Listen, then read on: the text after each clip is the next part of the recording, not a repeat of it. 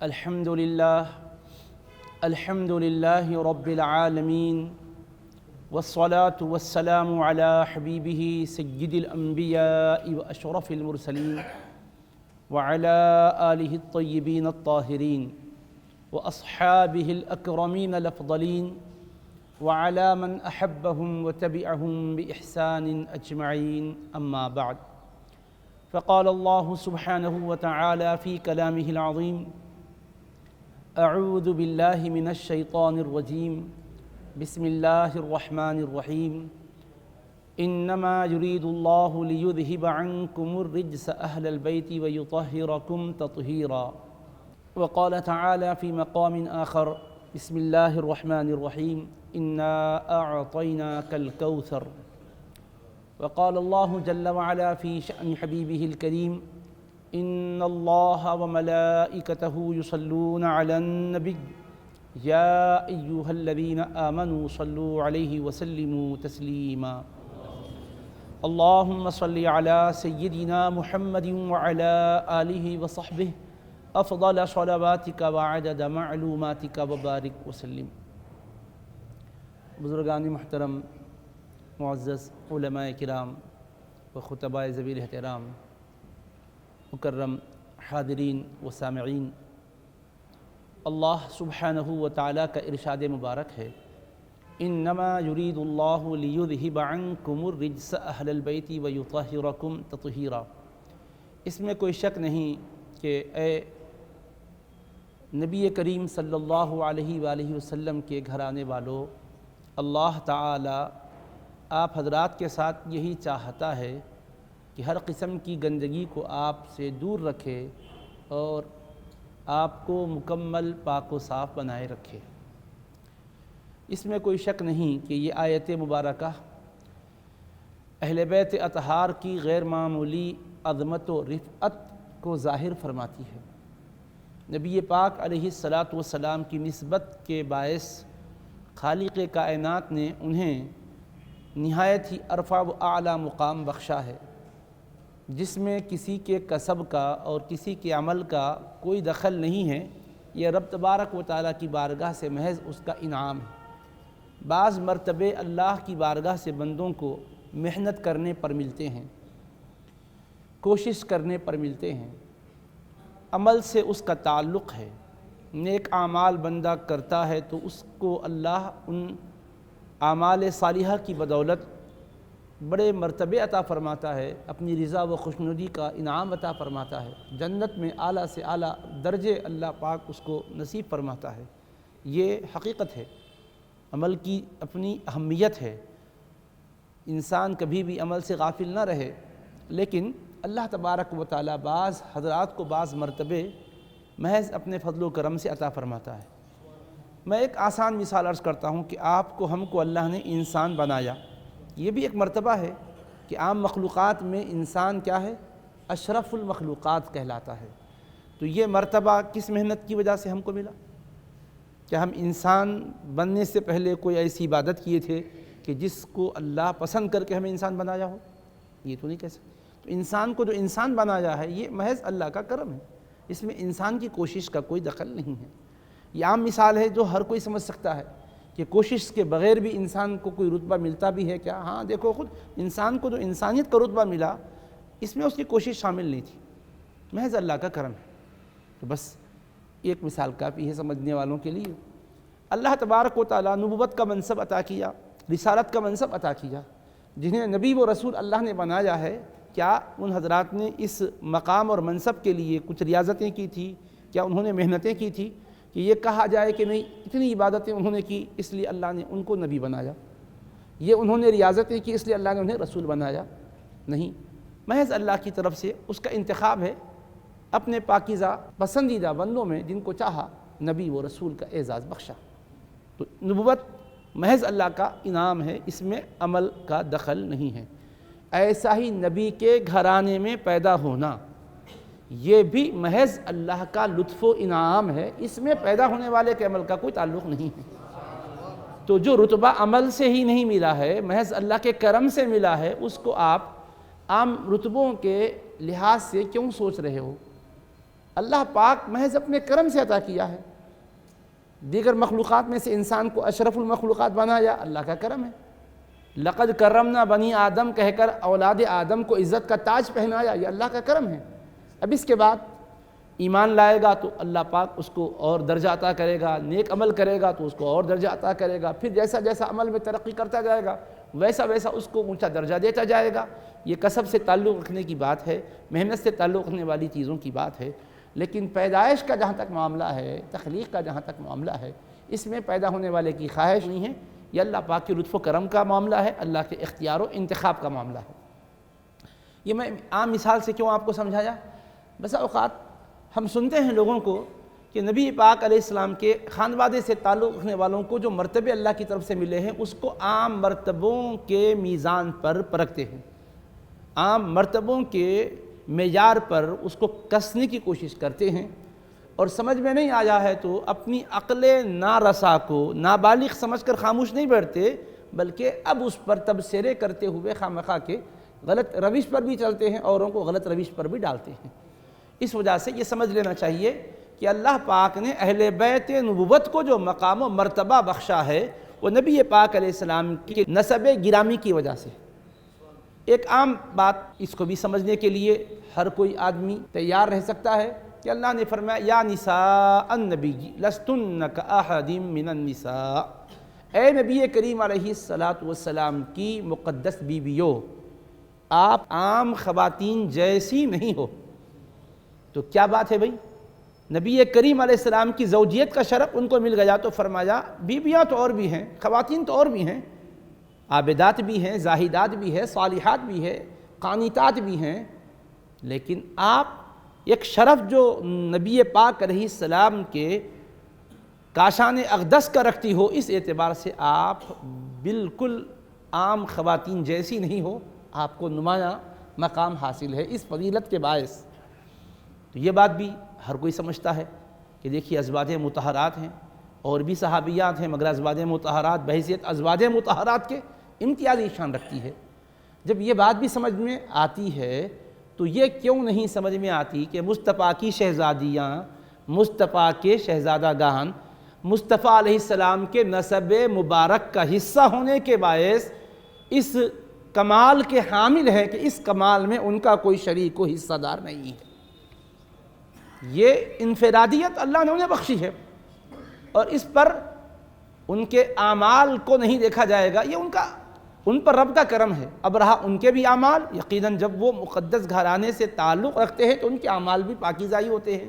اللہ پاک اس آیت شریفہ میں اسی حقیقت کو سمجھایا، انما یرید اللہ لیذھب عنکم رجس اہل البیت ویطہرکم تطہیرا، تمہیں اہل بیت نبوت کا شرف بھی بخشا ہے، اور وہ اللہ جو تمہیں یہ گھر میں پیدا کیا ہے یوں ہی نہیں چھوڑا ہے، اللہ کی حفاظت تمہارے ساتھ ہے، اللہ کی حمایت تمہارے ساتھ ہے۔ جو اللہ عام بندوں کی حفاظت کرتا ہے ان کو اللہ نیکی کی طرف ڈالتا ہے، اور ان کا نفس ان کو برائی کی طرف اکساتا ہے۔ تو جو رب عام بندوں پر کرم کرتا ہے، مصطفیٰ کے گھرانے والوں کیسا تم پر کرم نہیں فرمائے گا؟ مصطفیٰ کی مقدس شہزادیوں کیسا تم پر کرم نہیں فرمائے گا؟ مصطفیٰ کی مقدس شہزادی کے جگر پاروں کیسا وہ تم پر کرم نہیں فرمائے گا؟ اس لیے فرمایا انما یرید اللہ۔ یہ انما بہت جامع کلمہ ہے، یقین اور تحقیق کے لیے لفظ انا آتا ہے عربی زبان میں، حرف تحقیق کہا جاتا ہے وہ۔ انا عربی زبان میں حروف مشبہ بالفعل میں سے ہیں، اور یہ برائے تحقیق آتے ہیں۔ کسی چیز کی تحقیق کرنا ہے، شک شبہ سے کسی چیز کو بالا تر بتلانا ہے تو استعمال کیے جاتے ہیں انا، مگر اس پر میم الف زبر ما آ جاتا ہے انا پر، تو اس میں اور حصر کا معنی پیدا ہو جاتا ہے، یعنی جزء نیس کے، اس کے سوا کوئی اور بات نہیں ہے، یہی بات ہے، یہ مطلب نکلتا اس کا، یہ بات ہے نہیں، یہی بات ہے، یعنی بالکل طے شدہ بات ہے، اس میں شبہ بھی مت کرو، اس میں کوئی اور خیال و گمان بھی مت کرو۔ انما یرید اللہ لیذھب عنکم رجس اہل البیت، اس میں کوئی شک شبہ ہی نہیں ہے، اللہ اے اہل بیت نبوت تمہارے ساتھ یہ ارادہ فرماتا ہے۔ ارادہ فرمایا ہے کہا تو کسی وقت ارادہ ہوا، بعد میں ارادہ نہیں ہوا، کوئی کہہ سکتا تھا، اس لیے ماضی کا صیغہ نہیں ہے، مضارع کا صیغہ ہے۔ انما یرید، اور مضارع میں استمرار کا مفہوم بھی ہے، جیسے ان اللہ و ملائکتہ یصلون، بے شک اللہ اور اس کے فرشتے نبی پاک پر درود بھیجتے ہیں۔ تو درود بھیجا ہے یا کسی زمانے میں بھیجتا ہے، آگے زمانے میں نہیں بھیجے گا، یہ مطلب نہیں ہے، بھیجا بھی ہے، بھیجتا بھی ہے، بھیجتے رہتا ہے۔ تو اس میں استمرار کا مفہوم ہے، ثبوت و دوام کا مفہوم ہے۔ تو انما یرید اللہ لیذھب عنکم الرجس اہل البیت ویطہرکم تطہیرا، ایک علمی نکتہ میں آپ کی خدمت میں عرض کر رہا ہوں، یہاں بھی یہی ہے کہ انما یرید اللہ، اس میں کوئی شک نہیں ہے، اللہ کا ارادہ یہی تھا اور ارادہ یہی ہے اور آگے بھی یہی اس کی چاہت ہے کہ اے مصطفیٰ کے گھرانے والوں، ہر گندگی کو وہ تم سے دور رکھنا چاہتا ہے اور تمہیں مکمل طہارت کا پیکر بنا کر دنیا والوں کو تمہیں ایک مثالی کردار کے حاملین کی شکل میں پیش کرنا چاہتا ہے۔ انما یرید اللہ لیذھب عنکم الرجس اہل البیت ویطہرکم تطہیرا۔ تو یہ ہے اللہ تبارک و تعالیٰ کا ارادہ، جس کو اللہ پاک نے واضح فرمایا۔ اچھا، جو اللہ چاہتا ہے وہ اگر نہ بھی بیان کرے تو اللہ کے ساتھ اس کا ارادہ ہے، اس کا ارادہ بھی قدیم، اللہ کی ذات بھی قدیم۔ تو پروردگار جو چاہتا ہے وہ تو پورا قرآن نے نہیں بتایا نا، ایک ایک کو الگ الگ کر کے، اس کو بتانے کے لیے اپنے نبی پاک کو ترجمان بنا دیا، میں کیا چاہتا ہوں میرے مصطفیٰ آپ بتا دو۔ تو اللہ یہ بھی چاہتا تو یہ کر سکتا تھا کہ اس ارادے کو مصطفیٰ کے حوالے کر کے فرما دیتا، میرے پیارے آپ اپنی زبان فیض ترجمان سے میرے اس ارادے کو لوگوں تک پہنچا دیجئے، مگر فرمایا نہیں، مصطفیٰ جو میں چاہتا ہوں میں ہی اپنے کلام میں بیان فرما دیتا ہوں، تاکہ آپ کی حدیث کے ذریعے سے ان تک پہنچے گا تو کہیں کوئی اس حدیث کو ایک تسلسل سے لوگوں تک پہنچنے کے بعد کتابوں میں کہاں کہاں آئی ہے کھنگال کر راویان حدیث کے اوپر جرح و تعدیل کے اعتبار سے بحث کر کے کوئی ضعیف کہے گا، کوئی موضوع کہے گا، میں یہ نہیں چاہتا مصطفیٰ کہ میرا جو منشا و ارادہ آپ کے اہل بیت کے تعلق سے ہے، اس کے بیان کو کوئی ضعیف روایت کہے، کوئی کمزور روایت کہے، کوئی کسی غیر معتبر کتاب کا مضمون کہے، میں اس کو اپنی کتاب حکیم کا مضمون بتا دیتا ہوں، میں اپنے قرآن کی آیت قرار دیتا ہوں، تاکہ یہ ہمیشہ جگمگاتی رہے اور اس کی تلاوت ہوتی رہے اور آپ کے گھرانے والوں کا مرتبہ لوگوں کو معلوم ہوتا رہے۔ انما یرید اللہ لیذھب عنکم الرجس اہل البیت ویطہرکم تطہیرا۔ اس کے پیچھے اللہ پاک کا ارادہ ہے، اللہ تبارک و تعالیٰ کی طرف سے یہ ان کے لیے انعام ہے، اہل بیت نبوت کے لیے اللہ پاک کا یہ کلام مجید میں شامل۔ اچھا، جن کے لیے اللہ کا یہ ارادہ ہے، جب اللہ کا ارادہ ہے تو کیا ان کے افعال اور اعمال یوں ہی ہیں؟ نہیں، اللہ کی طرف سے حفاظت کا پہرا ہے، اللہ تبارک و تعالیٰ نے ہر قدم پر ان کی حفاظت فرمائی اور اللہ تبارک و تعالیٰ نے ان کو بلند سے بلند تر افعال و اعمال کا حامل بھی بنایا ہے۔ جیسی شخصیتیں بلند ہیں ان کے افعال اور اعمال بھی بلند ہیں، جیسی ان کی ہستیاں بلند ہیں ان کے کارہائے نمایاں بھی ایسے ہی بلند و بالا ہے۔ اب آپ دیکھیے اس آیت کریمہ کے نازل ہونے کے بعد نبی کریم علیہ السلام نے حضرت سیدنا علی مرتضیٰ شیر خدا حیدر کرار کرم اللہ تعالی وجہہ الکریم کو اور سید کائنات فاطمۃ الزہرا رضی اللہ تعالی عنہا کو اور حضرت سیدنا امام حسن مجتبیٰ رضی اللہ تعالی عنہ کو اور حضرت سیدنا امام حسین رضی اللہ تعالی عنہ کو اپنی چادر تطہیر میں لے لیا اور بارگاہ یزدی میں آپ نے اسی آیت کے حوالے سے دعا بھی فرمائی ہے، اللہم ہؤلاء اہل بیتی فاذھب عنہم الرجس وطہرہم تطہیرا۔ اے اللہ یہ میرے اہل بیت ہیں، تو ہر رجس اور گندگی کو ان سے دور رکھ اور انہیں مکمل طیب و طاہر بنائے رکھ۔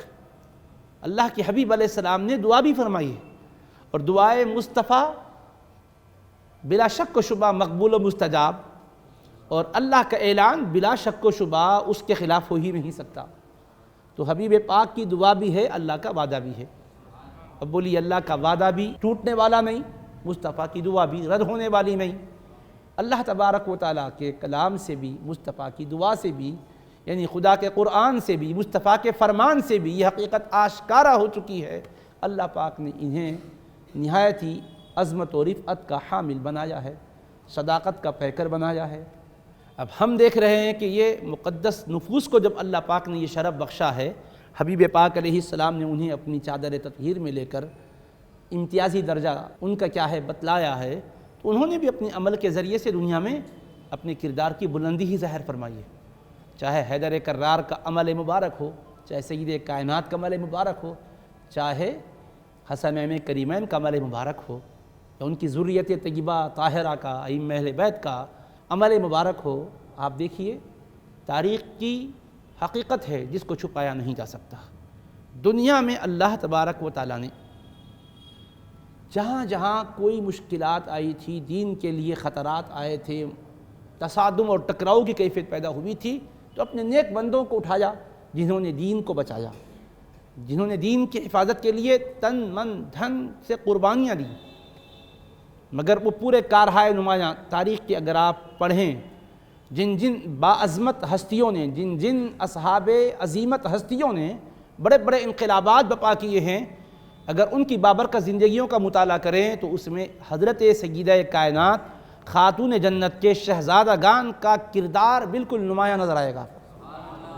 یہ کوئی غلو نہیں ہے، یہ کوئی مبالغہ نہیں ہے، یہ مورخین نے اس حقیقت کو واضح کیا ہے۔ کچھ خاص مکتب فکر کے لوگوں نے خوش عقیدگی میں کہا ہے، یہ نہیں ہے، بلکہ حقیقت پسند تاریخ کا مکمل طور پر جائزہ لے کر امت کے سامنے خلاصہ پیش کرنے والے دانشوروں نے کہا ہے کہ جس کسی دور کو بھی آپ دیکھیں، جو دور انقلاب کا ہے، جس دور میں فتوحات ہوئی ہیں، جس دور میں دین کے اہم کام انجام پائے ہیں، بڑی بڑی باطل طاقتوں سے ٹکرانے کے لیے بڑی ہستیاں کھڑی ہوئی ہیں، آپ اگر دیکھیں تو راست طور پہ حسنی حسینی سید حضرات آپ کو نظر آئیں گے، یا ان سے فیض یافتہ ہستیاں نظر آئیں گی، یعنی راست یا بالواسطہ برابر ان حضرات کا فیضان جگمگاتا نظر آئے گا۔ یہ حقیقت ہے۔ میں ایک آپ کو ضابطے کی شکل میں عرض کر رہا ہوں، آپ کسی بھی انقلابی شخصیت کی زندگی کو دیکھیں، یا تو وہ سید کائنات کے شہزادگان میں سے ہوں گے، یا ان شہزادگان کے فیض یافتگان میں سے ہوں گے۔ اللہ پاک کا یہ فضل و کرم رہا۔ کیوں؟ اللہ تبارک و تعالیٰ نے ان کے لیے آیت تطہیر نازل فرمائی۔ اللہ تبارک و تعالیٰ نے ان کی رگوں میں نبی پاک علیہ السلام کا پاکیزہ خون رواں رواں کر دیا۔ تو ظاہر ہے کہ زمین بھی زرخیز ہونا چاہیے، جتنی پاکیزہ زمین ہوتی ہے ویسے ہی پودے اگتے ہیں۔ قرآن مجید میں اللہ نے فرمایا وَالْبَلَدُ الطَّيِّبُ يَخْرُجُ نَبَاتُهُ بِإِذْنِ رَبِّهِ، پاکیزہ زمین پر پاکیزہ پودے اگتے ہیں رب کے حکم سے۔ تو جب آب تطہیر سے وہ زمین کو سیراب کیا گیا ہے، جس زمین کو آسمان کے پانی نے سیراب نہیں کیا ہے، خدا کی حفاظت کے آب زلال نے سیراب کیا ہے، تو اس سے جو پودے اگتے ہیں وہ کس قدر بلند ہوں گے، کس قدر عظیم ہوں گے، کوئی اندازہ بھی کر سکتا ہے بھائی۔ تو یہ حقیقت ہے تاریخ کی۔ اور پھر یہ بھی دیکھیے آپ کہ ہم چونکہ سید کائنات خاتون جنت رضی اللہ تعالیٰ عنہ کا مبارک تذکرہ کر رہے ہیں، اس لیے اس حقیقت کو آپ دیکھیے گا کہ حضرت سید کائنات رضی اللہ تعالیٰ عنہ چھوٹی صاحبزادی ہیں حضور پاک علیہ السلام کی، اور سب سے چھوٹی بھی ہیں، سب سے چہیتی بھی ہیں۔ ان کے سن ولادت کے سلسلے میں تاریخ میں مختلف باتیں بیان کی گئی ہیں۔ سیدی محدث دکن قدس اللہ سرہ العزیز نے جو روایت ذکر فرمائی ہے، اس میں اعلان نبوت کے 1 سال کے بعد آپ کی ولادت باسعادت کا تذکرہ فرمایا ہے۔ بعض حضرات نے اعلان نبوت سے 5 سال پہلے کا ذکر کیا، بعد میں 5 سال بعد کا ذکر کیا۔ اس کے علاوہ بھی تاریخی روایات ملتی ہیں، لیکن یہ کوئی ایسا مسئلہ نہیں ہے کہ جس پر تاریخ میں اختلاف ہو تو کوئی شان میں فرق آ جائے۔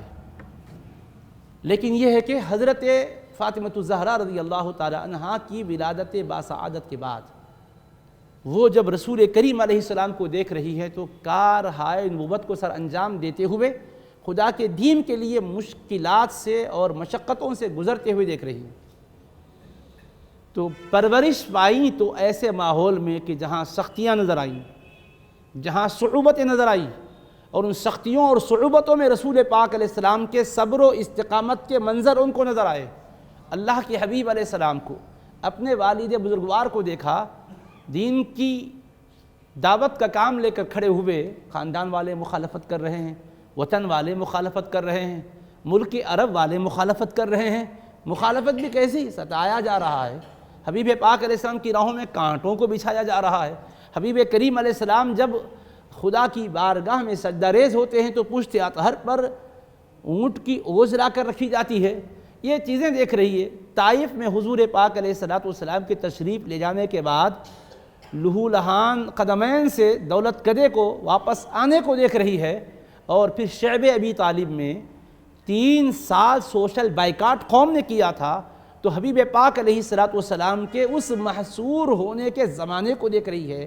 ہر تکلیف کو انہوں نے دیکھا، اور تکلیف کے مرحلے سے گزرتے ہوئے رسول پاک علیہ السلام کے مسکرانے کو دیکھا، خدا کی دین کی طرف لوگوں کو بلاتے ہوئے حبیب پاک علیہ السلام کے صبر فرمانے کو دیکھا، تو وہ ان کی مبارک شخصیت پر اس قدر نقش کر گیا کہ اس کی وجہ سے ان کی شخصیت ایسی عظیم شخصیت کے قالب میں ڈھل کر سامنے آئی کہ خدا نے ان کے بطن مبارک سے پیدا ہونے والی ہستیوں کو وہ مقام و مرتبہ دیا کہ دین پر سخت وقت آیا تھا۔ تو آپ اندازہ کیجئے گا کہ کیا امام حسین کی قربانی کی کوئی مثال پیش کی جا سکتی ہے کہ کرب و بلا کے میدان میں پورا گھرانہ لٹایا، لیکن تبسم ریز کیفیت ہی میں آپ سب کچھ قربانیاں دیتے رہے۔ شہزادے لٹ رہے ہیں، لبوں پر مسکراہٹ ہے، پیشانی پر شکن نہیں ہے، جزا فضا کا کوئی لفظ نہیں ادا ہوتا ہے، مقدس مستورات بھی، مقدس مقدرات بھی کوئی بے صبری کا جملہ نہیں کہتی ہے، کوئی اس راہ میں قربانی دینے سے روکتا نظر نہیں آتا ہے۔ یہ ایک ایسی مثال ہے کہ نہ تو کبھی چشم فلک نے ایسی مثال دیکھی ہے، نہ زمین نے کبھی ایسی مثال ریکارڈ کی ہے۔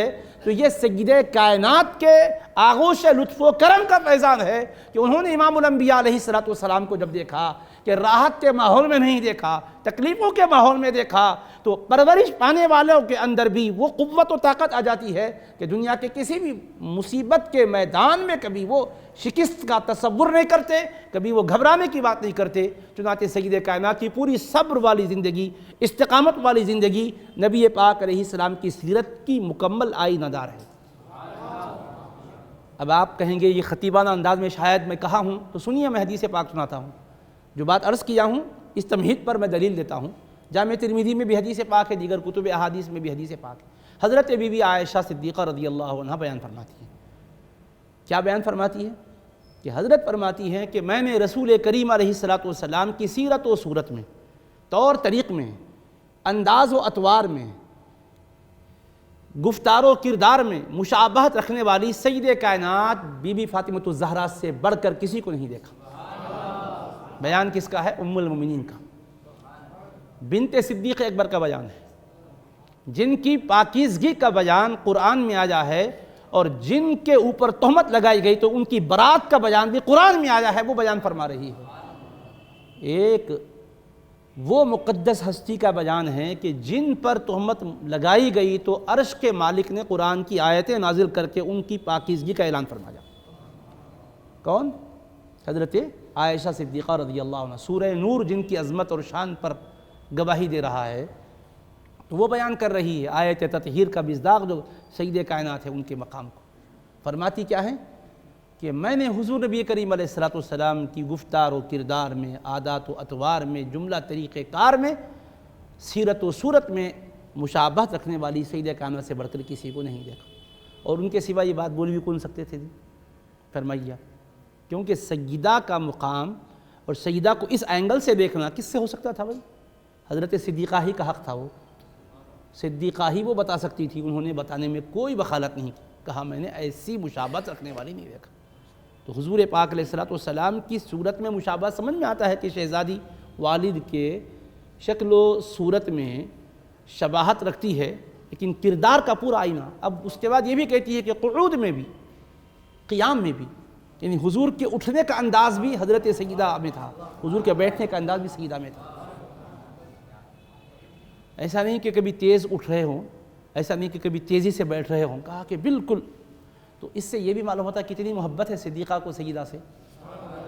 اگر محبت کسی کے پاس ایسی نہیں ہوتی تو اس کی اٹھنے بیٹھنے کی ادا کو کوئی یاد رکھتا؟ کیا فرمائیے؟ یعنی اٹھ رہے ہیں، بیٹھ رہے ہیں، یہ تو ایسی چیز ہے کہ حاجت و ضرورت کے وقت میں اٹھتے بیٹھتے ہیں۔ ہاں، نماز کو غور کرے تو سمجھ میں آتا بھی نماز سے دین کا تعلق ہے، اٹھنے بیٹھنے کا کیا ہے؟ جی وہ تو عادات میں شامل ہے انسان کے، انسان اٹھتا بیٹھتا ہے۔ کہا نہیں، عادات میں تو شامل ہے، مگر یہ ان کی عادات ہے جن کی عادات میں عادات مصطفیٰ کے جلوے نظر آ رہے ہیں، جن کی اداؤں میں ادائے مصطفیٰ کی چمک دمک نظر آ رہی ہے۔ اس لیے ہم اس کو ایسا ہی نہیں بولیں گے، یہ ہم نے دیکھا ہے اور ہم اس امانت کو امت تک پہنچا کر جائیں گے۔ تو صدیقہ نے دیکھا تھا، ورنہ کس کی مجال کے سیدہ کو بیٹھتے اٹھتے غور سے دیکھ سکیں. ان کی عظمت و جلالت کی وجہ سے خواتین میں بھی اتنی ہمت نہیں تھی کہ وہ اس اینگل سے دیکھ سکیں. یعنی عورتیں خود بھی باعظمت عورتوں کو اس انداز سے دیکھیں ہمت نہیں کرتی، کیونکہ نبوت کا جلال بھی ایسا تھا. صحابہ کرام میں بھی آپ کو یہ مثالیں ملتی ہے کہ کہتے ہیں کہ نبی پاک علیہ السلام سے بے پناہ ہمیں محبت ہے، اس کے باوجود ہم چہرے انور کو آنکھ بھر کر دیکھ نہیں سکتے تھے حضور پاک علیہ السلام کی نبوت کے جلال کی وجہ سے. ایک صحابی نے تو یہاں تک بیان فرمایا، اگر مجھ سے حضور کے حلیے کے بارے میں کوئی پوچھے، حضور پاک علیہ السلام کا حلیہ مبارک بیان کرو، تو میں بیان بھی نہیں کر سکوں گا، کیونکہ میں نے کبھی آنکھ بھر کے دیکھنے کی ہمت ہی نہیں کی، یعنی حسن ادب کی وجہ سے. تو چہرے انور کو اس طرح نہیں دیکھ سکتے تو کس طرح سے اس کو بتا سکتے تھے پھر؟ تو اسی لیے یہ صدیقہ ہی کا حق تھا. اور سب سے زیادہ سچائی کے پیکر نے سچائی کی بات امت کو بتائی ہے. یہ سچائی ان کے ذریعے سے ہم تک پہنچی ہے کہ کہتی ہے کہ میں نے دیکھا ہی نہیں کسی کو بھی. حالانکہ امہات المومنین بھی ہیں حبیب پاک کی، اور تینوں بنات طیبات بھی ہیں، تو کہا لیکن حبیب پاک علیہ السلام اس بنت طیبہ طاہرہ کو اللہ پاک نے بالکل مصطفیٰ علیہ السلام کی شکل مبارک میں، کردار مقدسہ میں بالکل مشابہ بنایا ہے. یعنی نبوت اور رسالت وہ تو حضور پاک علیہ السلام کا اختصاص ہے، لیکن یہ کہ کمالات کا ایسا پیکر بنایا گیا کہ ظاہری اعتبار سے بھی، باطینی اعتبار سے بھی، طریقے اور لب و لہجے کے لحاظ سے بھی بالکل حضور پاک علیہ السلام کی مشابہ. تو میں عرض کیا کر رہا تھا آپ کو کہ جو ماحول میں پرورش پائیں اس سے شخصیت مصطفیٰ کا فیض ان کو کیسے ملا، ہمت اور حوصلہ ان کی ذات گرامی میں کیسے آیا. بڑے کام کرنے کے لیے نسلوں میں ہمت اور حوصلہ چاہیے بولتے، تو نسلوں کی اصلیں بھی ویسی طیب و طاہر ہونا چاہیے. تو بچوں کے اندر کردار آتا ہے. ہر ماں کے لیے ان کی مبارک زندگی نمونہ ہے، کتنا انہوں نے پاکیزگی کا اپنے آپ کو پیکر بنا کے رکھا. اب سمجھ میں آتا قرآن کیوں ان کی تطہیر کو بیان کیا ہے. یہ مرتبے ان کے بیان کیے گئے تو مرتبے صرف عطائی یہ کہہ کر وہ اسی پر شکر گزاری کرتے ہوئے نہیں رہ گئے، انہوں نے عمل بھی ویسے کیا ہے، محنت بھی ویسی کی ہے، فاقے بھی کیے ہیں. اب آپ دیکھیے پوری سیرت ہمارے سامنے ہے. کبھی تاریخ میں ایک جملہ بھی ایسا ریکارڈ نہیں کیا کہ بچپن میں ہی انہوں نے یہ کہا ہو کہ بابا جان لوگ اتنا ستا رہے ہیں تو آپ جاتے کیوں ہیں ان کو سمجھانے کے لیے، رہنے دیجیے گا. کبھی بھی ضعیف سے ضعیف، حتیٰ کہ کوئی دشمن نے بھی من گھڑت روایتیں بھی لوگوں نے بس بیان کی نا، من گھڑت بھی میں نے کبھی کوئی روایت نہیں پڑھی کہ سیدہ نے کسی کار نبوت کے سلسلے میں نبی پاک کا دامن تھام کر روکا ہو کہ حضور نہ جائیے. عام طور پر بچیاں گھر میں باپ کو جو چاہتی ہیں، اور باپ اگر کسی مشکل مرحلے میں ہے اور کوئی گالی گلوچ کر رہے ہیں، کوئی ان کے ساتھ زیادتی کر رہے ہیں تو روک دیتی ہے، بابا مت جائیے گا. مگر سیدہ روکتی نہیں تھی، بلکہ حضور پاک علیہ السلام کے جانے کو بھی دیکھتی تھی کہاں جا رہے ہیں حضور، اور پوری تفصیل محفوظ رکھتی تھی. چنانچہ صحیح بخاری شہادت دیتی ہے کہ عقبہ بن ابی معیط جیسے بدبخت نے جب رسول پاک علیہ السلام پر اس اونٹ کی اوز لا کر ڈالی تھی تو اس کو آپ کی پشت تھر سے اٹھانے کے لیے جو آئی تھی کون تھی؟ وہ سیدہ کائنات تھی، گھر سے آ کر اٹھا کر پھینکی تھی. یہ تو بول سکتی تھی حضور ان کو دین پر لانے کے لیے آپ اتنی محنت کر رہے ہیں اور یہ نالائق ہے کہ آپ کے ساتھ سجدہ کی حالت میں بھی یہ سلوک کر رہے ہیں، آپ رک جائیے گا. یہ نہیں کہا انہوں نے. وہ منشأ الہی کو جانتی ہے، اس محنت پر اللہ راضی ہے، اور دین کی راہ میں محنت کرنا اللہ کو پسند ہے. یہ کہہ سکتی تھی نا حضور آپ کا تو اتنا مرتبہ ہے کہ اللہ نے آپ کو سید الانبیاء بنایا ہے، حبیب رب العالمین ہے آپ اللہ سے لاڑ سے عرض کیجئے کہ میرے مولا جس راہ میں جا رہا ہوں لوگ پھولوں کے گلدستے پیش کریں، یہ کیا میری راہوں میں کانٹے بچھائے جا رہے ہیں، یوں تو کہیے. ایسا بھی کبھی مشورہ دیا ہو کہہ کر کوئی بیان تو کرے، کوئی دکھائے تو صحیح ہمیں. حضور پاک علیہ السلام کی سیرت طیبہ بے مثال، لیکن ساتھ ساتھ ان کی سیرت کی بھی شفافیت کو دیکھو. اس دور سے ہی تولد ہونے کے بعد سے ہی دیکھ رہی ہے کیا عمر مبارک ہے. اگر اس روایت کو آپ لے کر چلیں کہ سرور کونین نسب کی اعلان نبوت کے 1 سال کے بعد تولد ہوئی، تو بتائیے آپ کیا عمر مبارک ہے. ہجرت کے وقت کیا عمر بن رہی ہے؟ 12 سال. اور شیب ابی طالب میں حضور محصور ہیں اعلان نبوت کے 7ویں سال سے، تو عمر مبارک ہے 6 سال. 6 سال کی عمر مبارک میں وہ کٹھن مرحلہ بھی آ گیا کہ نبی پاک علیہ السلام پورے اپنے بنو ہاشم کے ساتھ محصور کر دیے گئے. اور سوشل بائیکاٹ کا کیا مطلب سمجھا آپ نے؟ یہ تھا کہ کوئی غذائی اجناس بھی پہنچنے نہ پائے. جہاں رسول پاک علیہ السلام کا خان وعدہ ہے وہاں تک کوئی بھی غلہ پہنچنے نہ پائے. کسی کو اجازت نہیں تھی وہاں تک کوئی راشن پہنچا سکے. کوئی فروخت کرنے والا بھی فروخت نہیں کر سکتا تھا اناج. کوئی گفٹ کرنے والا، تحفہ دینے والا بھی تحفہ نہیں پہنچا سکتا تھا بنی ہاشم کے سوا۔ بنی ہاشم پورے کے پورے محصور تھے، اور غیر بنی ہاشم چاہتے بھی تو نہیں کر سکتے تھے۔ حضرت صدیق اکبر رضی اللہ تعالیٰ عنہ آہستہ مخفی طریقے پہ کوئی چیز پہنچا دیا کرتے تھے۔ اگر کوئی پتہ چل جاتا تو روک دیے جاتے تھے، چھین لیے جاتے تھے بھیجائی جانے والی چیزوں۔ ایسا ماحول ہے۔ ایک دن دو دن نہیں جناب، ہمارے گھروں میں بھی کبھی کھانے پینے میں اگر لاک ڈاؤن میں تھوڑی بہت کمی آ گئی، پریشان ہو گئے ہم لوگ۔ یعنی مسلمانوں کی عام حالت بتا رہا ہوں، جن کے مالی وسائل کم تھے، لیکن وہاں ایک دن دو دن نہیں، 3 سال کا عرصہ بیتا، اور 3 سال میں کھانے کی چیزیں نہیں پہنچنا، غذائی اجناس نہیں پہنچنا۔ کیا کھایا جا رہا ہے بھائی؟ ساری کائنات جن کے صدقے میں پل رہی ہے، وہاں درخت کے پتے کھائے جا رہے ہیں بھائی۔ آپ سوچئے۔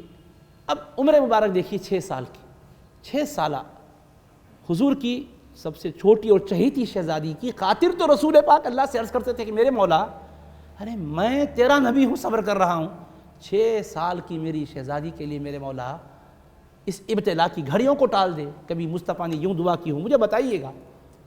رب کے حبیب بھی مطمئن ہے، کیوں؟ رب کیا فرما رہا؟ وَاصْبِرْ لِحُکْمِ رَبِّكَ فَإِنَّكَ بِأَعْیُنِنَا۔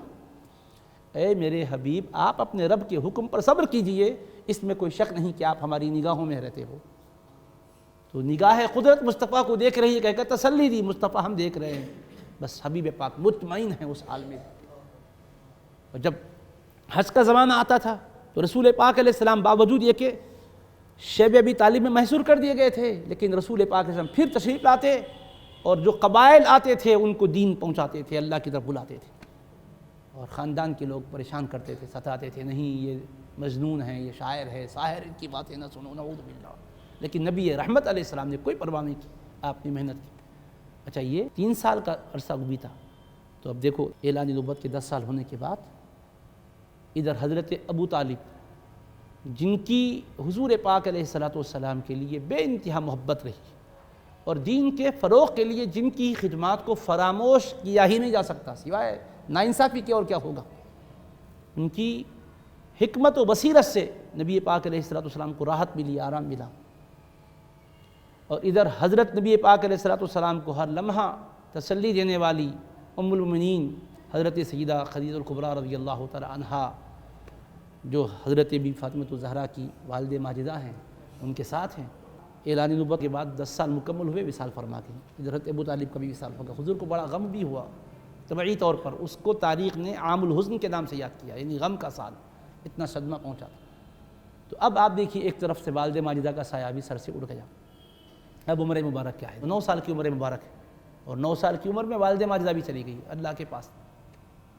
اور حضور پاک علیہ السلام اب شہزادی ہیں، چھوٹی ہیں، گھر میں بیٹھوں نہیں، اللہ کے نبی پاک علیہ السلام دن میں تبلیغ کے لیے نکل رہے ہیں، اور رات میں مصلی پر ہیں۔ اللہ تبھی تو فرمایا نا، یہ مکے ہی میں نازل ہوئی تھی نا، سورہ مزمل، یا ایھا المزمل قم اللیل الا قلیلا نصفہ او انقص منہ قلیلا او زد علیہ ورتل القرآن ترتیلا۔ یہ کب نازل ہوئی؟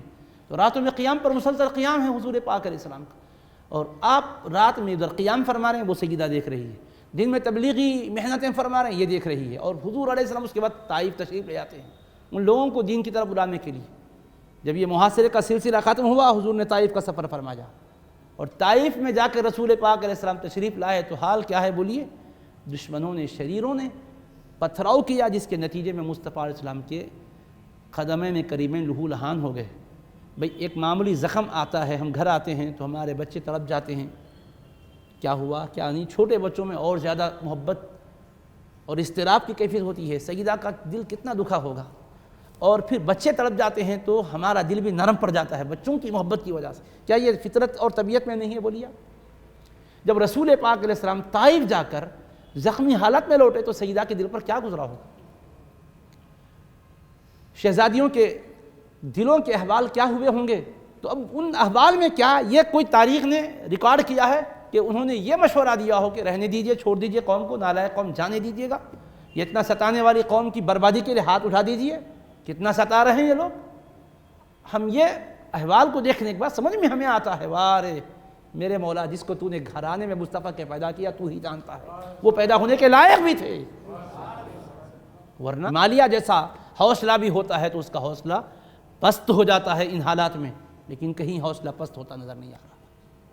فاقے میں ساتھ ہے، کیا بچوں کو لالا کے آپ کھلاتے ہیں، لیکن ظاہری اعتبار سے یہ سب کچھ فاقہ چل رہا ہے، اور کون؟ نبیوں کے سردار ہے، وحی الہی کا نزول ہو رہا ہے، آیات ربانیہ کی تلاوت ہو رہی ہے۔ ان میں جو لطف و مزہ تھا گزشتہ، جیسے میں نے آپ سے عرض کیا تھا کہ حضرت محدث اکرم نے فرمایا لذت کی 3 قسمیں ہیں، تو وہ تینوں میں سے تیسری جو لذت ہے، لذت قلبی و لذت روحانی، وہ ان کو حاصل تھی۔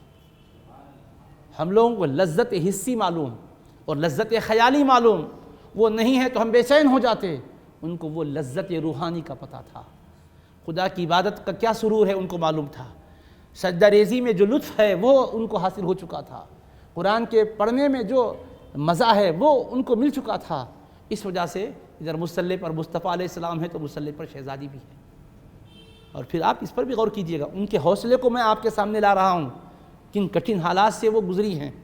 پھر طائف میں تشریف لے گئے، زخم کھا کر تشریف لائے، پھر اس کو دیکھا، پھر صبر کے ماحول سے گزری، یہاں تک کہ پھر اللہ تبارک و تعالیٰ کا حکم آتا ہے سن 13 جب مکمل ہو جاتی ہے، یعنی اعلان نبوت کے 13 سال کے بعد کہ اب میرے مصطفیٰ ہجرت کا حکم ہے، ہجرت کیجیے گا۔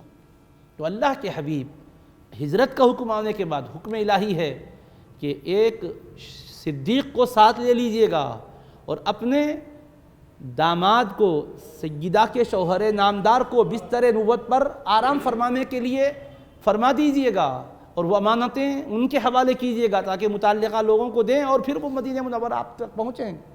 اللہ کے محبوب علیہ السلام کی یہ شہزادی اس سفر میں بھی حضور کے ساتھ نہیں ہے، اور جب رسول مکرم علیہ السلام ایسے سخت حالات میں ہجرت کے ارادے سے نکل رہے ہیں، تو کوئی تاریخ میں ایسا کوئی جملہ ہے آپ کا کہ سیدہ نے یہ کہا ہو کہ بابا سارے دشمنوں میں آپ ہمیں چھوڑے جا رہے ہیں، آپ کے بعد تو اور ہمیں ستائیں گے، کم سے کم ساتھ ہی لیتے جائیے گا تاکہ جن حالات سے آپ گزر رہے ہمیں علم بھی ہوگا، ساتھ ساتھ بھی ہوں گے۔ لیکن کیا وہ قضاء الہی پر راضی تھے؟ خدا کے فیصلوں پر کیسے ان کے ماتھے ٹکے ہوئے تھے، دلوں میں کیسا سکینہ تھا۔ آج تھوڑے سے ہم کٹھن حالات کو دیکھیں تو گھبرا جاتے ہیں۔ یہاں دیکھیے گا آپ، ایک بھی کوئی کتاب میں نہیں ملتا جملہ کہ انہوں نے یہ کہا ہو کہ آپ تشریف لے جا رہے ہیں، حالانکہ اسی تاریخ نے ایک جملہ ریکارڈ کیا تھا مکے کی۔ کب؟ جب نبی پاک علیہ السلام کی بعثت سے پہلے اس مکہ مکرمہ کی سرزمین پر جبکہ کوئی آبادی نہیں تھی، حضرت سیدنا ابراہیم خلیل اللہ علیہ السلام حضرت بی بی ہاجر کو اور حضرت اسماعیل کو چھوڑ کر بغیر کچھ کہے کہ واپس ہو رہے تھے، تو حضرت سیدہ ہاجرہ نے کہا تھا یا خلیل اللہ، آپ اس وادی میں جہاں کوئی مونس و ہمدم نہیں ہے ہمیں چھوڑے جا رہے ہیں۔ آپ نے زبان سے کچھ نہ کہا تو خود ہی سیدہ ہاجرہ سلام اللہ علیہا نے کہا تھا اللہ امرک بہذا، اے خلیل اللہ، کیا اللہ نے آپ کو اس کا امر فرمایا تھا کہ جس کی تعمیل میں آپ ہمیں چھوڑے جا رہے ہیں، کہ اللہ نے آپ کو اس کا حکم دیا ہے؟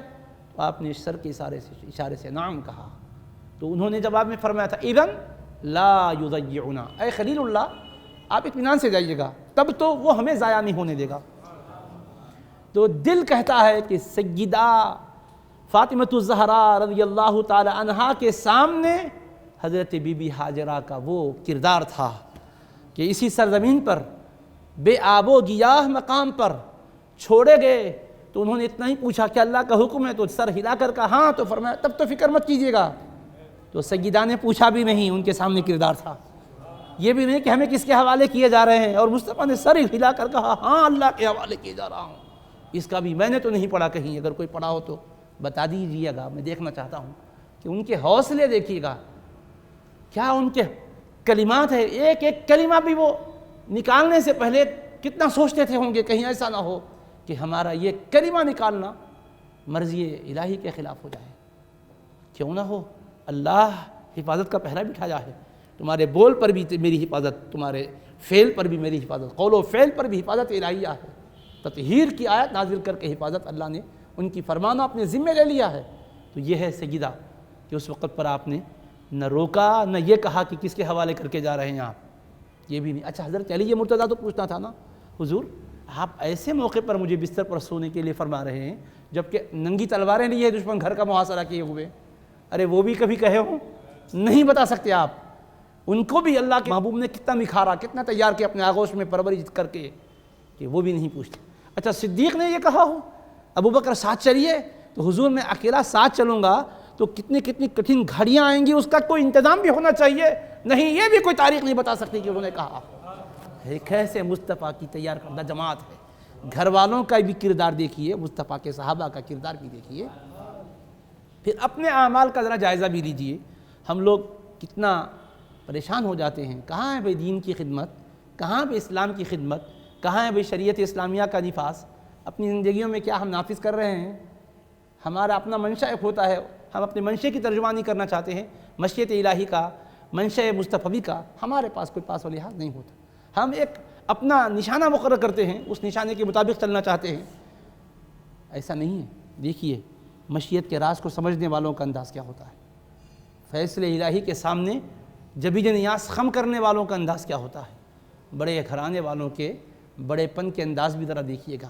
تو بہرحال میرے عزیزو، میں آپ کی خدمت میں کیا عرض کروں، یہ تمہید ہی سمجھیے گا جو میں کچھ عرض کرنا چاہ رہا تھا، کہ میں آپ سے یہ واضح کرنا چاہ رہا تھا کہ ان کو ابتدا سے ہی ایسے ماحول سے گزارا گیا کہ جس ماحول میں انہوں نے صرف اللہ کے امر کو دیکھا، اللہ کے رسول صلی اللہ علیہ وسلم کے منشے کو دیکھا، بس دنیا کی کسی راحت سے ان کا کوئی تعلق ہی نہیں رہا، آرام کس چیز کا نام ہے وہ جانتے نہیں تھے دنیا کا، اس وجہ سے دنیا کی بے آرامی انہیں کبھی مسترب بھی نہیں کر دی۔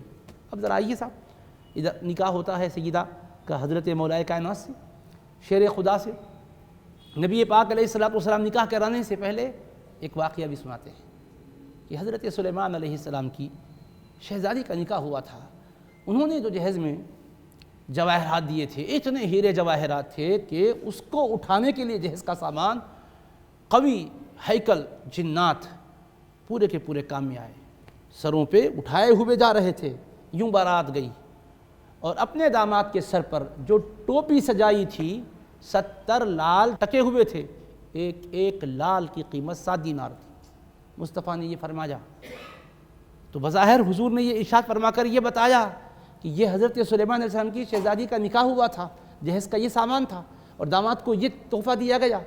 اب ایک نبیوں کے سردار کی شہزادی کا بھی نکاح ہو رہا ہے۔ سادگی کا عالم یہ ہے کہ مصطفیٰ علیہ السلام حضرت علی مرتضیٰ سے دریافت فرماتے ہیں، علی نکاح کے سلسلے میں کیا تمہارے پاس تیاری کا انتظام ہے؟ تو کہا حضور علیہ السلام ایک زرہ ہے، ایک گھوڑا ہے، ایک تلوار ہے، بس اس کے سوا تو کوئی ہے نہیں۔ ارشاد فرماتے ہیں گھوڑا تو سواری کے لیے ضروری ہے، ہتھیار بھی ضروری ہے، زرہ کا جہاں تک معاملہ ہے اس کو فروخت کر دو، جو کچھ رقم آ جائے اس کے ذریعے سے تم انتظام کر لو۔ تو حضرت نبی پاک علیہ السلام کی ارشاد پر حضرت علی مرتضیٰ زرہ فروخت کرنے کا ارادہ فرماتے ہیں۔ تو زرہ فروخت کرنے کا ارادہ فرماتے ہیں تو حضرت عثمان غنی رضی اللہ عنہ آگے بڑھ کر نہایت ہی محبت اور عقیدت سے اس کو خرید لیتے ہیں، اور خرید لینے کے بعد پھر وہ زرہ آپ کی خدمت میں نظر کر دیتے ہیں۔ میں نے زرہ خریدی، یہ آپ کو رقم پیش کی، اب جو زرہ میرے پاس آ گئی میں اس کا مالک بن گیا خریدنے کی وجہ سے، میں اپنی طرف سے آپ کی خدمت میں اس مقدس شادی کے موقع پر ہدیہ پیش کرتا ہوں۔ تو نظر کر دیا آپ نے زرہ۔ اب ادھر حبیب پاک علیہ السلام کی بھی سادگی کا انداز دیکھیے، حضور کیا دیے یہ دیکھیے اور کیا دے سکتے تھے یہ بھی دیکھیے، آپ دینا چاہے تو کیا کیا دے سکتے تھے، مگر حضور نے امت کو بتایا یعنی کوئی اگر اپنی حالت اچھی ہو اور دے رہا ہو تو برا نہیں ہے۔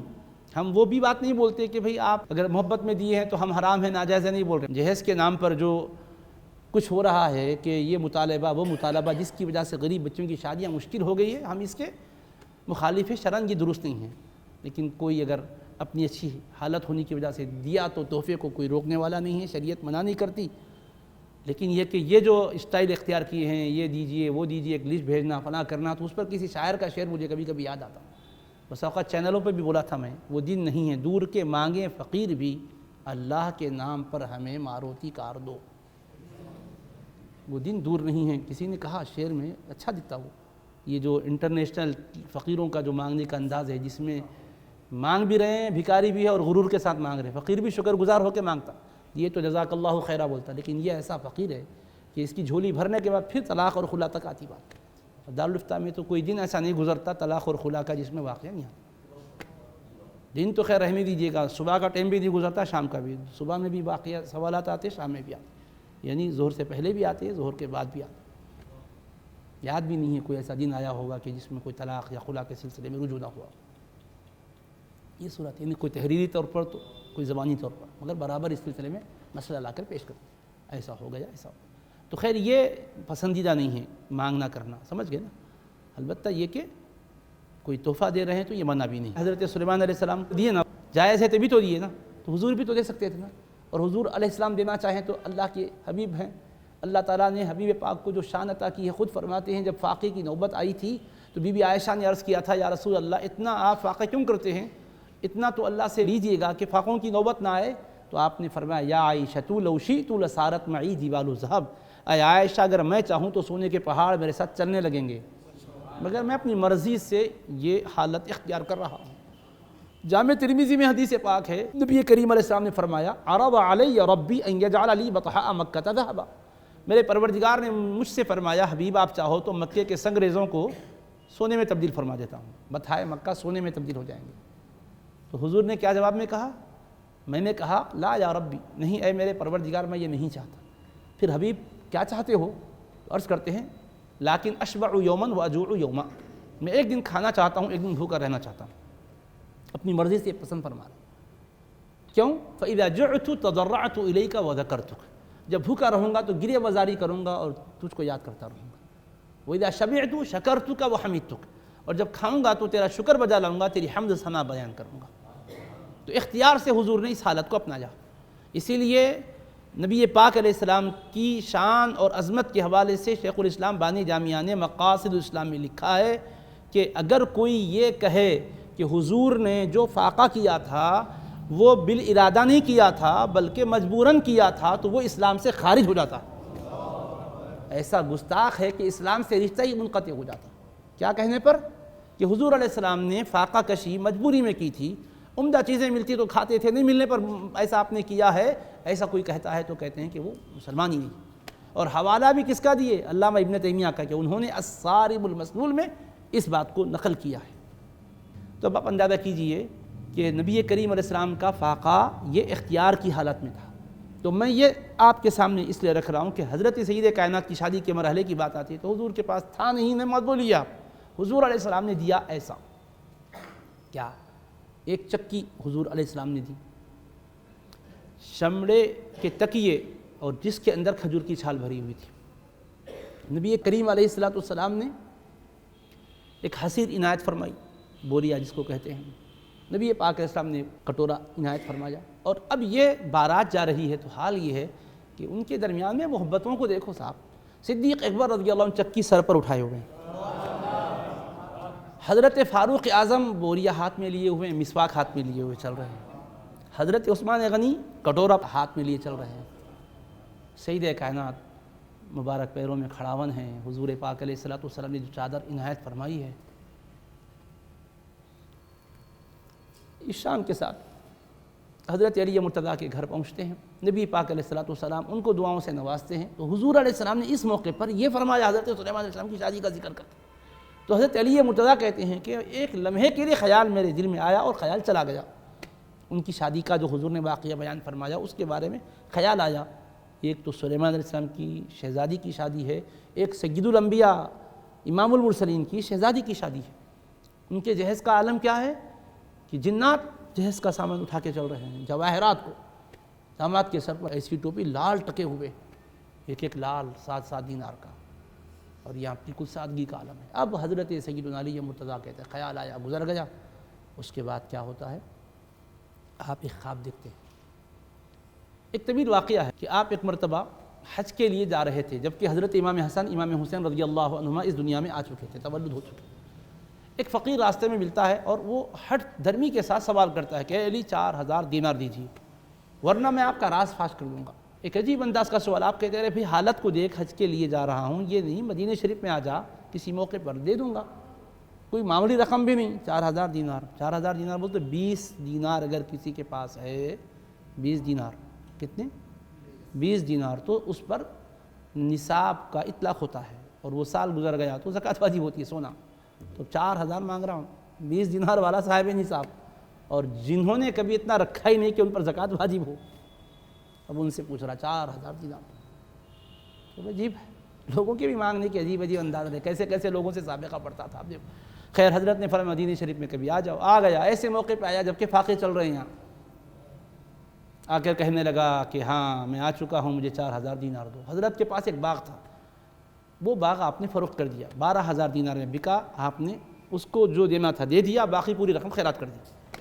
اب گھر کو آتے ہیں تو حال یہ ہے کہ سب خیرات کر چکے. سیدہ کو یہ خبر ملی تو اب سیدہ کو اپنی تو کوئی فکر ہی نہیں ہے، مگر شہزادگان بے انتہا پیارے ہیں. وہ تو رب کے بھی پیارے ہیں، مصطفیٰ کے بھی پیارے ہیں، اور ہم سب کے پیارے ہیں، تو ماں کے کیسے پیارے نہیں ہوں گے بھائی. تو ان پیاروں کی خاطر آپ نے ازراہ محبت اور ازراہ ناز اپنے خاوند سے فرمایا کہ آخر اپنے چہیتے بیٹوں کے فاقوں کا بھی کوئی خیال ہے کہ نہیں، ان کے لیے کچھ آپ نے رکھا ہے؟ کہا کہ نہیں، میں نے سب کچھ خیرات کر دیا، اور اس امید پر کہ اللہ اس باغ کے بدلے جنت میں اعلیٰ باغ دے گا. خیر وہ واقعہ ہوا.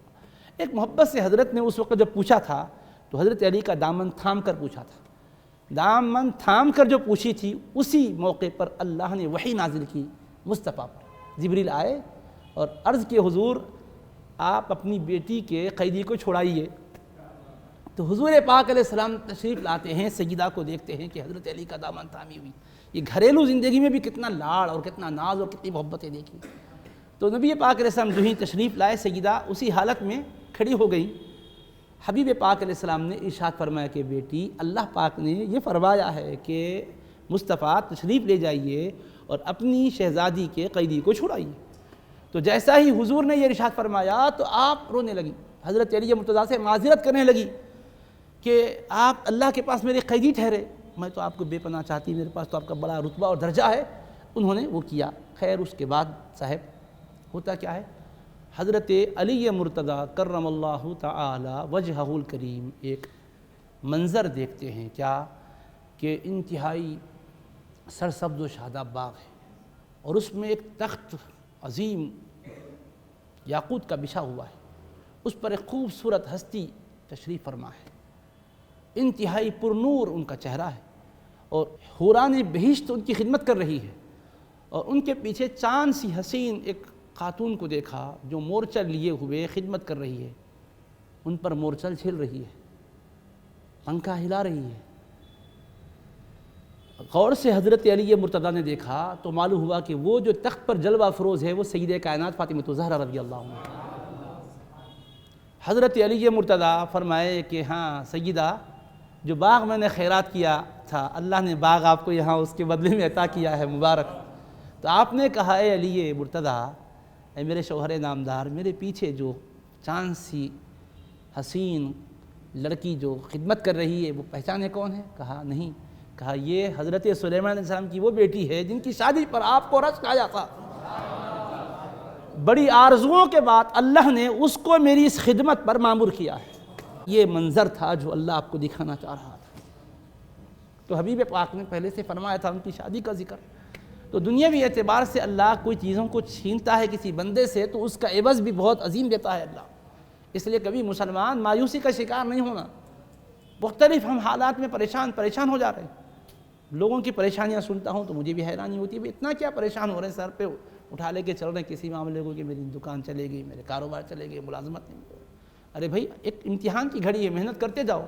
اگر تنگی آئے، غربت آئے، فاقہ آئے تو پریشان ہونے کی ضرورت نہیں ہے.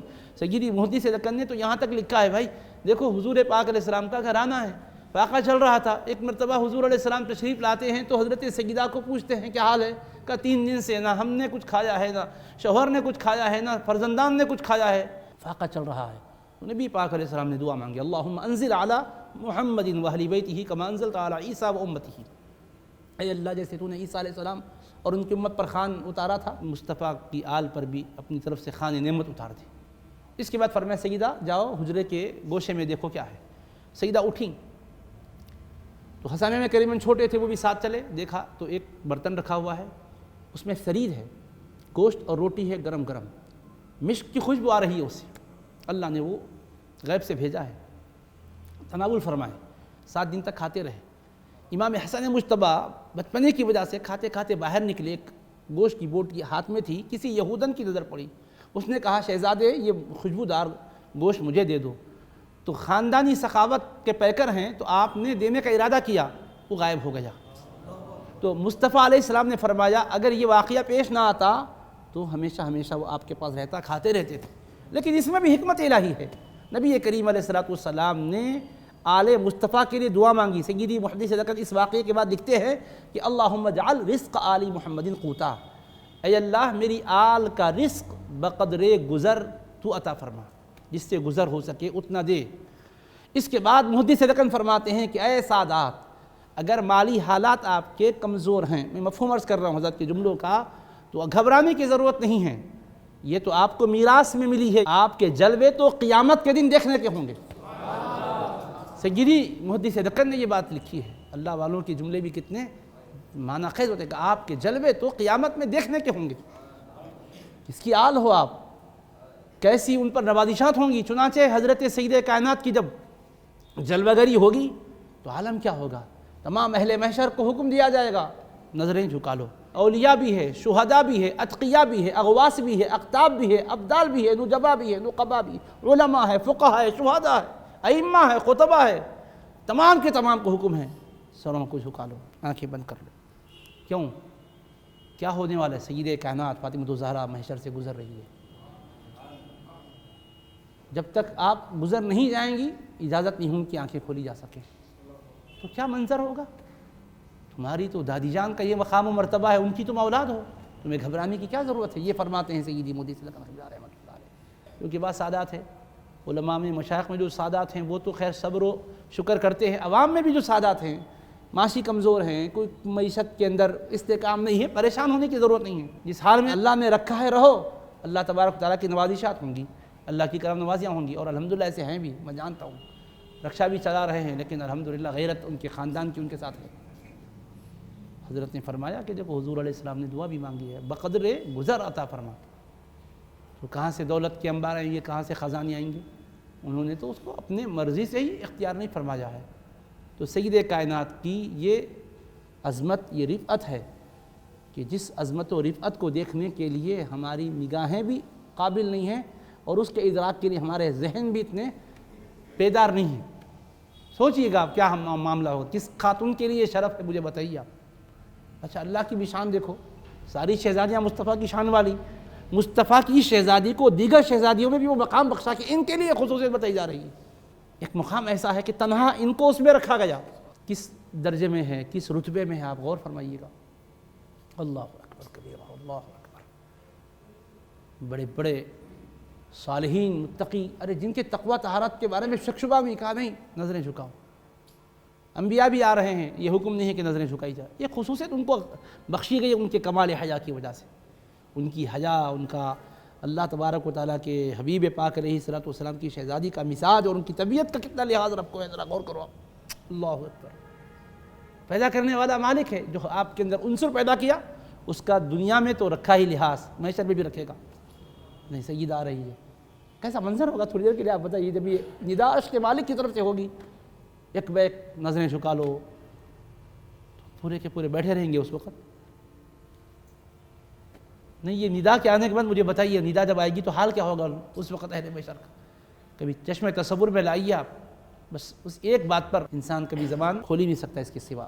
اسی مضمون کو میں نے اپنے شعر میں پیش کیا ہے۔ بپا سے حرمت زہرا جھکی ہوں گی سبھی نظریں، بپا سے حرمت زہرا جھکی ہوں گی سبھی نظریں، جدھر سے حشر میں گزریں گی زہرا یا رسول اللہ، جدھر سے حشر میں گزریں گی زہرا یا رسول اللہ۔ وہ سید کائنات ہے، ان کا وہ رتبہ، وہ مرتبہ ہے۔ اللہ تبارک و تعالیٰ نے کتنی بلندیاں بخشی، صبر کا، پوری زندگی میں خوابین کے ساتھ صبر کیا، کہیں ایک بھی تاریخ میں جملہ نہیں ملتا۔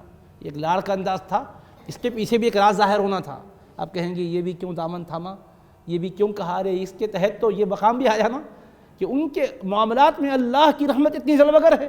ایک چھوٹا قضیہ گھر میں پیش آیا تو عرش کے مالک نے جبریل کو بھیجا، مصطفیٰ آپ کی شہزادی کی وہ ادا بھی پیاری ہے اور اس محبت کے انداز سے پکڑنا بھی پیارا ہے، اور جب وہ پکڑ لی علی کو تو میں فرماتا ہوں مصطفیٰ کہہ دیجئے چھوڑ دیں۔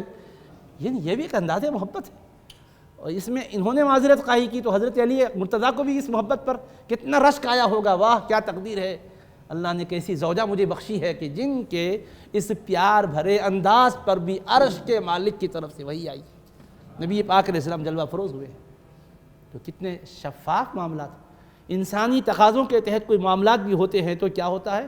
اللہ کی قدرت، اللہ پاک کی مرضی سامنے آتی ہے، مشیت کیسے حفاظت کرتی ہے۔ کیوں؟ اللہ فرماتا ہے مرج البحرین یلتقیان بینہما برزخ لا یبغیان، اللہ نے دو دریا جاری کر دیے۔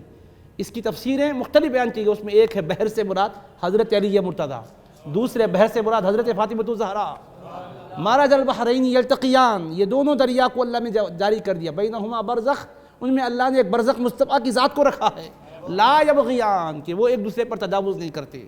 ایک تفسیر ہے اس میں حیا کی اللہ نے برزخ رکھی ہے، حیا وہ غیرت کا پردہ رکھا ہے جس کی وجہ سے دونوں ایک دوسرے کے حقوق ادا کر رہے ہیں۔ یخرج منہما اللؤلؤ والمرجان، ان دونوں دریاؤں سے موتی اور مونگے نکلتے ہیں۔ لؤلؤ و مرجان سے امام حسن امام حسین مراد ہے۔ ایک تفسیر ہے کہ لؤلؤ سے مراد شہزادگان اور مرجان سے مراد بنات طیبہ شہزادیاں۔ اللہ فرما رہا، پھر فرما فبأي آلاء ربكما تكذبان، تم اپنے رب کی کن کن نعمتوں کو جھٹلاؤ گے۔ تفسیر روح البیان میں یہ تفسیر ہے۔ یہ ہمارے استاد محترم صدر الشیوخ علامہ سید طاہر رضوی صاحب رحمۃ اللہ علیہ موجود تھے، میں نے اسی پر 1 گھنٹہ تقریر کیا تھا۔ یہ مرج البحرین یلتقیان حضرت کی صدارت میں جلسہ تھا، یہ درگاہ امر اللہ شاہ مغل پورہ، تو وہاں حضرت تشریف فرما تھے، اس جلسے میں کیا تھا، آج سے 22-23 سال کی بات۔ حضرت قبلہ بیان سنیں، ایسا دیکھ رہے تھے، میں تھوڑا سا آہستہ سا مڑا تو حضرت کی پوری توجہ تھی۔ جیسا میرا بیان ختم ہوا حضرت خوش ہوئے، دوسرے دن جامعہ نظامیہ میں بلا کے بولے میاں تفسیر روح البیان کے تحت جو آپ تقریر کرے، ایسا لگ رہا تھا کہ صاحب تفسیر روح البیان کی روح بھی خوش ہو رہی، ایسی محبت سے فرمایا، اتنے والیحانہ انداز سے جو نقطوں کو آپ کھول کر بیان کیے، حضرت کی روح بھی خوش ہو رہی تھی۔ فرمایا یاد آ گیا مجھ کو اس زمانے میں کیا۔ تو مرج البحرین بھی ایک تفسیر ہے اس کی۔ تو کیا مرتبے، کیا درجے، کیا رتبے ہیں، اللہ تعالیٰ سے ہم دعا کرتے ہیں کہ بار الہ ان کے تصدق میں ہمارے کہنے سننے کو قبول فرما، ہمارے کہنے میں کہیں کوئی خطا لغزش واقع ہوئی ہے تو یا اللہ معاف فرما۔ اے اللہ سید کائنات کی بارگاہ اقدس میں ہمارا یہ غلامی کا نذرانہ قبول ہو جائے تو فضل و کرم فرما دے، سیدہ کی چشم عنایت ہمارے شامل حال ہو جائے۔ اے ارحم الراحمین تمام بلائیں وبائیں دفع فرما، ہمارے سارے صغیرہ کبیرہ گناہوں کو معاف فرما، خطاؤں سے درگزر فرما، تڑپنے پھڑکنے کی توفیق دے، دل مرتضیٰ سوز صدیق دے، قوت عشق سے ہر پست کو بالا کر دے، دہر میں اسم محمد سے اجالا کر دے۔ خدایا بحق بنی فاطمہ کہ برقول ایماں کنی خاتمہ، اگر دعوتم رد کنی بر قبول، منو دست و دامان آل رسول، از طفیل خواجہ دانے نقش بند، کار دنیا عاقبت محمود باد، وصلی اللہ تعالی علی خیر خلقہ سیدنا محمد وعلی آلہ وصحبہ اجمعین برحمتک یا ارحم الراحمین والحمد للہ رب العالمین۔